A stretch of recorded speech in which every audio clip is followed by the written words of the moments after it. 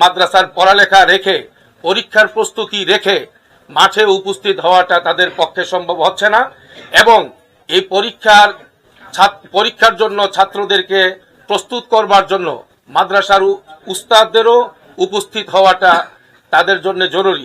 সেই কারণে একদিকে ছাত্ররাও উপস্থিত হতে পারে নাই, উস্তাদরাও উপস্থিত হতে পারে নাই, এবং এটা গোটা বাংলাদেশের সবগুলো মাদ্রাসার চিত্র কিন্তু একই। আপনারা যাচাই করলে বুঝতে পারবেন। এত সব সত্ত্বেও আলহামদুলিল্লাহ মাদ্রাসার ছাত্ররা উপস্থিত হতে পারে নাই, উস্তাদরাও ব্যাপক পরিমাণে অন্যান্য বৎসরের মতো আসতে পারে নাই, বিদেশি মেহমানরা যেন আসতে না পারে সেই জন্য একটা পরিস্থিতি তৈরি হয়ে গেছে অলরেডি। এত সব সত্ত্বেও আলহামদুলিল্লাহ পুরা মাঠ, আশপাশের এলাকায় কানায় কানায় পরিপূর্ণ। আলহামদুলিল্লাহ, আল্লাহ শুকর। এই বিষয়গুলো আপনাদের সামনে থাকা দরকার ছিল, আপনাদের মাধ্যমে দেশবাসীর জানার দরকার ছিল।